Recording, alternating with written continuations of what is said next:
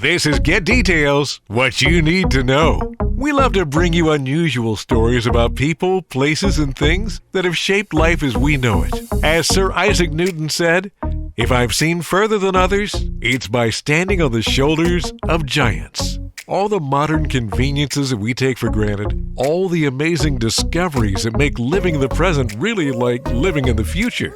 Here at Get Details, we'll have a series of giant shoulder videos still to come. Today, our focus is on brilliant thinkers who were frustrated by a complete lack of recognition. They toiled and did the hard, dirty work that laid foundations for various disciplines that would develop into medical, mechanical, literary, and everyday life itself. This is Get Details, and this is the top 7 who were famous only after death. Hey, thanks for clicking on the video, and if you don't mind, sometime in the next few minutes, could you click like, subscribe, and maybe share us with someone?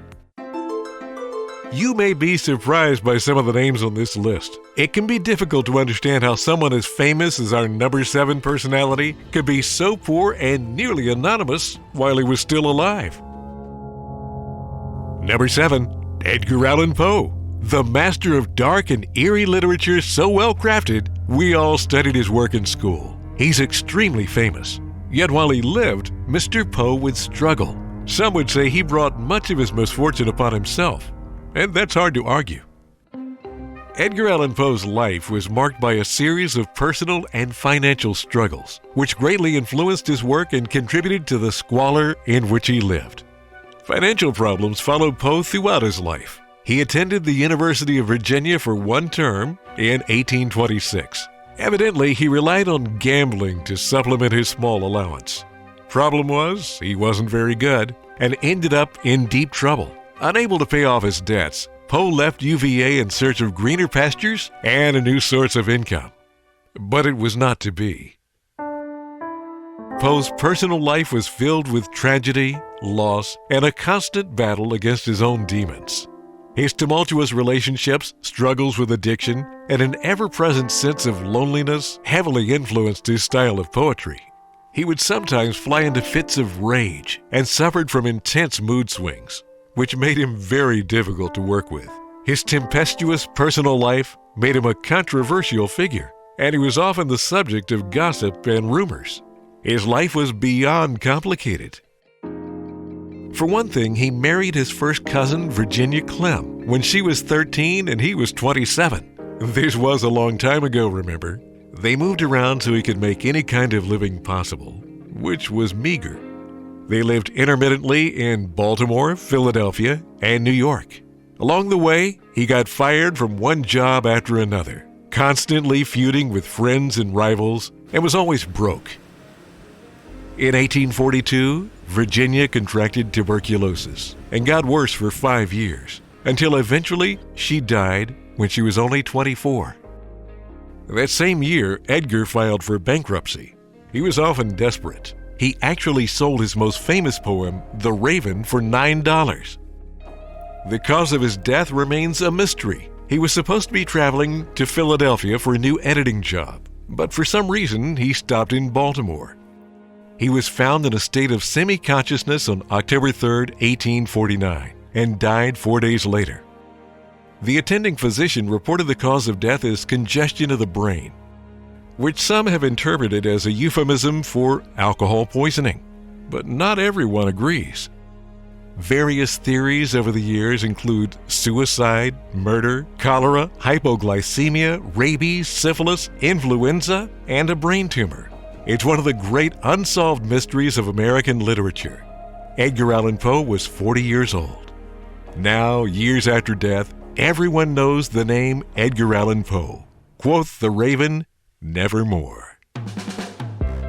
This is Get Details, and these are the top 7 people who often failed and struggled during their lives only to be revered and respected after death. Now at number 6, Robert H. Goddard was an American engineer, professor, and inventor who is credited with creating and building the world's first liquid-fueled rocket. Goddard is often listed among those who gained significant recognition posthumously because his pioneering work in rocketry wasn't fully appreciated while he was still alive. Despite his revolutionary work and significant contributions to modern rocket science, he received very little moral or financial support during his lifetime. Some of his theories regarding spaceflight were even ridiculed by the press and other scientists. For instance, in 1919, Goddard published a study titled "A Method of Reaching Extreme Altitudes," where he discussed the possibility of a rocket reaching the moon. Even the New York Times mocked him then. But despite the ridicule and skepticism, Goddard kept at it. He made significant contributions to the field of rocketry. He earned 214 patents for his work during his lifetime, with over half being awarded after death. It would be years later, at the dawn of the space age, that he would come to be recognized as one of the founding fathers of modern rocket engineering. Robert H. Goddard died in 1945 of esophageal cancer. He was 62. In 1959, 14 years after his death, Congress recognized him with a gold medal, and only then was he rightly honored as the father of spaceflight. Today, NASA's Goddard Space Flight Center is named after him, and he's been inducted into the International Aerospace Hall of Fame and the International Space Hall of Fame. Goddard, who was widely ridiculed for saying man could dare go to the moon, was a brilliant theorist and engineer who imagined many of the developments that would make spaceflight possible. This is Get Details, and these are the top 7 famous trailblazers who died, often penniless and unknown. At number 5 is another surprise: Vincent van Gogh. He was a Dutch post-impressionist painter who was among the most famous and influential figures in the history of Western art. In just over a decade, he created over 2,000 artworks, including around 860 oil paintings, most of which date from the last 2 years of his life. Many of us can easily recognize a Van Gogh painting. It has a certain style, color, and presence that many other artists could never achieve. His art is synonymous with bold colors and intense emotion. However, one of the most intriguing facets of Van Gogh's work is his unconventional use of color.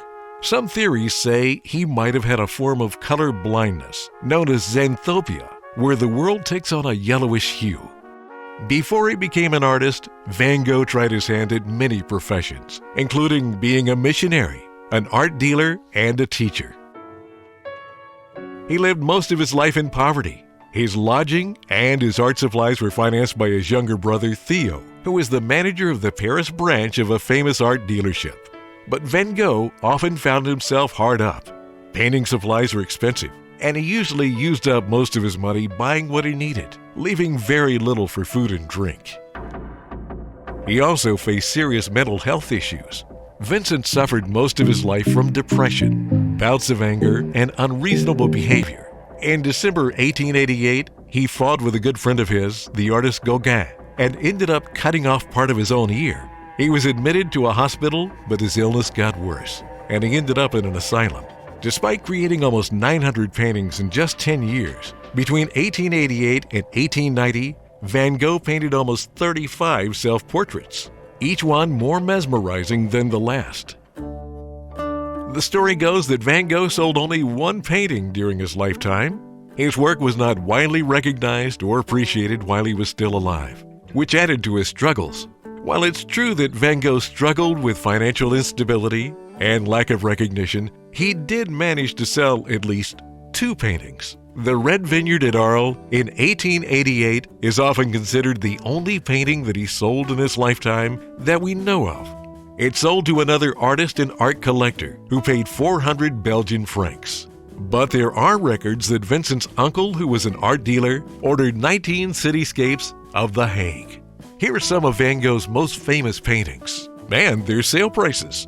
This is the most expensive Van Gogh painting ever sold. It went for $117.2 million at Christie's New York in 2022. This painting was sold for $82.5 million in 1990.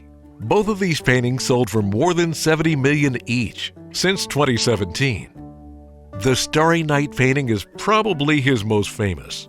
It was one of the last he produced in the year before he died.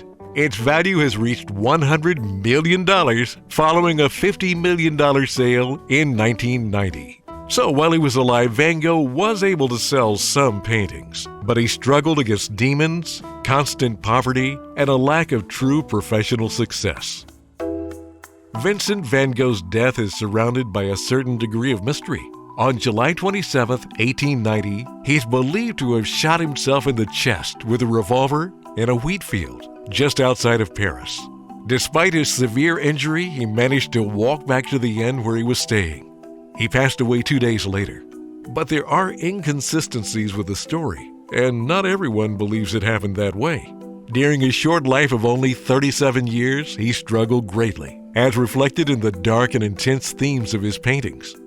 Despite these hardships, or maybe because of them, Van Gogh's legacy as a pioneering figure in art remains undiminished.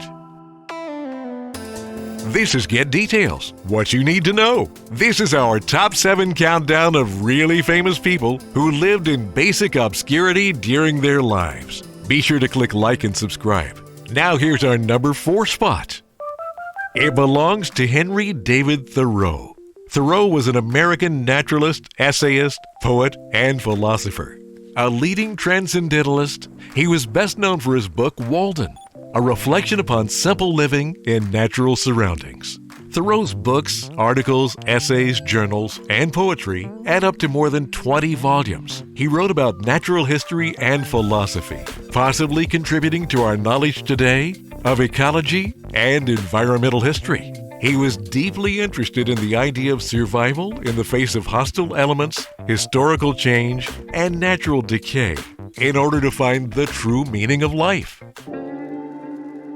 His philosophy of civil disobedience later influenced political thoughts and actions of notable figures such as Leo Tolstoy, Mahatma Gandhi, and Martin Luther King Jr.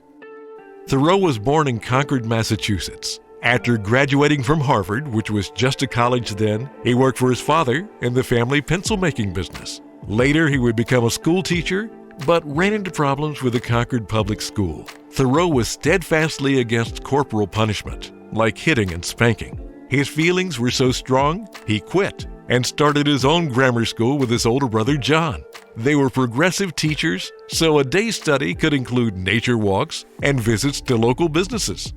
The school was only open for 2 years when John contracted tuberculosis, so it closed. While he was a student at Harvard, Thoreau had become friends with Ralph Waldo Emerson, who was lecturing there. Thoreau admired Emerson's work and looked up to him as a role model. Eventually, Emerson invited Thoreau to move into his house. Now, that may sound strange. Ralph was 14 years older than Henry, but they shared a strong admiration of intellect and each other. The Emerson household at the time was especially lively in 1841. That was the year Thoreau came to live with him. But they were not alone. Emerson's second wife Lydian was there, along with a son and a daughter. In this 1 year, that first child, Waldo Emerson, succumbed to scarlet fever and died at the age of 5. And Lydian was pregnant at the time with their third child. The Emerson home, which still exists at 28 Cambridge Turnpike in Concord, Mass., was often filled with other thinkers, writers, and reformers of the time, like Nathaniel Hawthorne and Louisa May Alcott. So it's accurate to say that Emerson's house was a hub of intellectual activity. He often invited other thinkers and writers to stay with him. This intellectual environment had a significant influence on Thoreau. Emerson was not considered truly rich, but he was wealthy enough from his writings and lectures to maintain a large property that extended for several miles. The truth is, when his first wife, Ellen Louisa Tucker, died of tuberculosis in 1831 at the age of 19, Emerson received an inheritance that allowed him to pursue a career as a writer and lecturer. With that money, he was able to buy all the land and a very nice house. Incidentally, tuberculosis was a very common disease back then. Emerson himself had it, but it wasn't always fatal. He lived 51 more years. But back to our star, Henry David Thoreau. After a few years of living in the lap of Emerson's luxury, Henry decided he needed some real meaning to his life, some sort of real challenge. So he moved out of Emerson's home and he moved to a small cabin that he built himself at Walden Pond, still on Emerson's property about 2 miles away. The path passed through woods, wetlands, and fields, providing a lush, peaceful contentment that was impossible to find in the raucous Emerson household. Thoreau lived there for a little over 2 years, all alone, contemplating and simply existing. He would spend his days writing. He wrote much of the famous work Walden or Life in the Woods while he was there. He would observe nature and spend a lot of time documenting the local plants and animals, walking and meditating. He lived simply and as basically as possible. The cabin no longer exists. It was torn down after he moved away, but there are fairly accurate replicas near Walden Pond. These small buildings give you a sense of how simple and sparse his life was while he lived there. He would live for about 15 more years after he moved away from Walden. He self-published most of his work, and unfortunately, they didn't sell very well at the time. He also worked as a surveyor, and he was an active abolitionist. Henry David Thoreau's importance as a philosophical writer was little appreciated during his lifetime. Remember how pervasive tuberculosis was in the 1800s? Thoreau would die from its effects in 1862. He was 44 years old. If you find this kind of content interesting, give us a like, subscribe, and tell someone by sharing. Now, here's our number 3 position. Franz Schubert was an Austrian composer of the late classical and early Romantic eras, now ranked among the top classical composers. During his short lifetime, Schubert left behind a vast collection of work, including more than 600 non-religious vocal works, 7 complete symphonies, sacred music, operas, incidental music, and a large body of piano and chamber music. We're hearing some of that work now from a recording made in the early 1900s and available at the Library of Congress website. Schubert was born in a suburb of Vienna, Austria in 1797. He showed an uncommon love of music and talent at the age of 1. His father gave him his first violin lessons, and his elder brother gave him piano lessons. But Franz soon exceeded their abilities. When he was 11 years old, he became a pupil at a local music school, where he became acquainted with the orchestral music of Haydn, Mozart, and Beethoven. Later, he would study to become a school teacher, but he didn't give up music and still composed like crazy. In 1821, Schubert was admitted to the Gesellschaft der Musikfreunde, or the Society of Friends of Music, in Vienna, as a performing member, which helped establish his name. In 1827, one of Schubert's true-life heroes, Ludwig van Beethoven, died. It had a profound effect on Franz that could be heard in much of his music. He gave a concert of his work to critical acclaim in 1828, the only time he did so in his entire career. He would be dead just 8 months later. Officially, the cause was typhoid, but many historians believe it was syphilis. Franz Peter Schubert was 31 years old. Now here's our runner-up position of the top 7 people to achieve fame after death, never tasting the sweetness during their lifetimes. So what do you think? Were you surprised by any of these? I was for sure. So give us a like and subscribe. Now for our number 2 contender, we have to go back 2,500 years to ancient Greece. Our next personality that success bypassed while he was still alive is the only mononymous person on the list. That means using only one name. And the name is Socrates. He's viewed by many as the founding father of Western philosophy.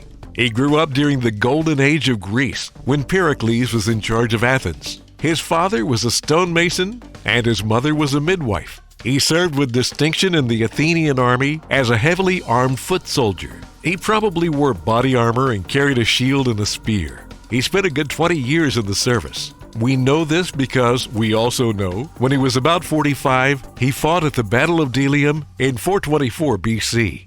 The Athenian army was commanded by none other than Hippocrates. They had hoped to isolate Sparta and force them to negotiate, but the plan backfired and the Athenians eventually lost the war. Then came a really tough time for the residents of Athens. It brought about a government known as the 30 Tyrants, and they were tyrannical.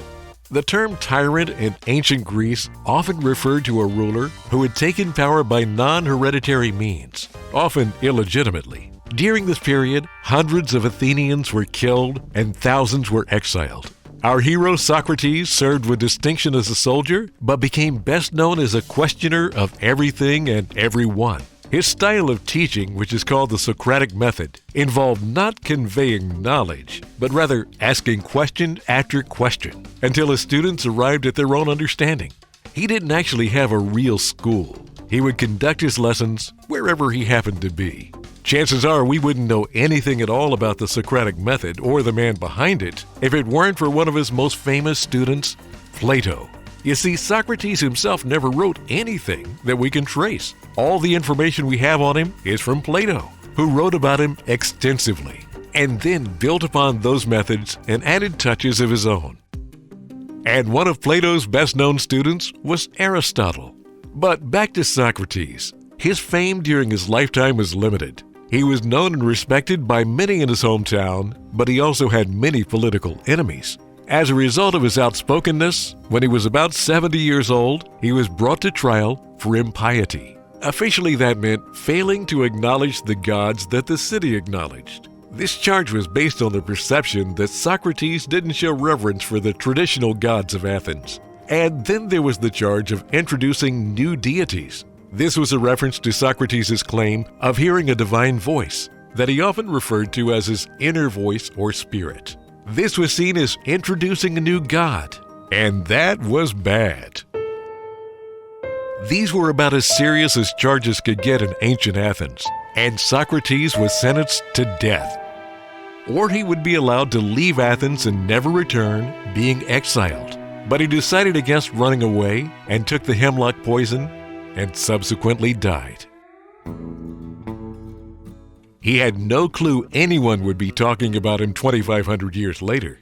But that's what this particular program is all about. People who toiled, sweated, and spent untold hours creating something only to be faced with failure while still alive. And that brings us to the top of the top 7. It could be argued that our number one person was partially responsible for much of the media that we enjoy today. Because media has evolved over the centuries until it reached the point where we are now, with small computers in our pockets. In the past, books and magazines were everywhere you looked. Printed material is still common, but it's mostly been replaced by digital versions now. But at one time, the printed word on the page was the apex of media technology. And the one man we have to thank for that is our number one spot on this countdown. Johannes Gutenberg. That's right, the father of the movable type printing press. He's number one on this list. Many people mistakenly say he invented the printing press, but he didn't. A type of printing press existed for hundreds of years before Gutenberg in China, and also somewhat in Europe. The key difference is the movable type. Each letter was cast out of metal and could be rearranged to create words and sentences. Up until that point, before a movable type, the page would be carved out of a piece of wood by hand. All the text, all the illustrations, everything. Well, as you can imagine, that took a very long time and a lot of labor. And not just anyone could do it. So books were owned only by the very wealthy until Gutenberg came along. But that doesn't mean that he had an easy life. He was trained as a goldsmith, gem cutter, and metallurgist, which gave him the skills he needed to design all the letters for the press. It was a long, difficult job, without a lot of reward. While his printing press was quite remarkable, supplies were expensive, and finding customers willing to pay what it costs was difficult, though he did complete several major projects before having to shut it all down. He went deeply into debt, and eventually, his creditor took possession of the press, leaving Johannes penniless and without future prospects.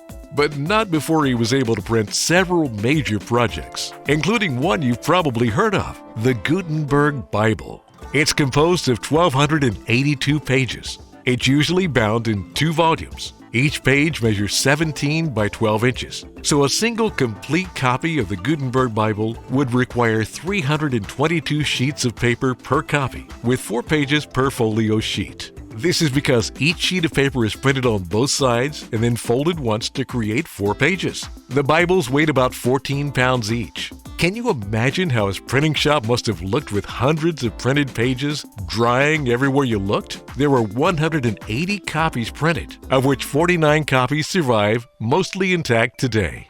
Being so labor-intensive and expensive to make, the Bibles were out of the reach of the common man.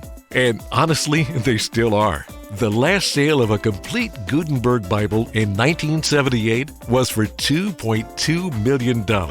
Recent estimates suggest a complete version today could fetch up to $35 million if it were to go to auction. But alas, poor Johannes died penniless. We have no word that he ever married or had kids. But the baby we do know about was responsible for the information revolution. And for that, Johannes Gutenberg is our #1 spot on the Top 7 Famous After Death Countdown.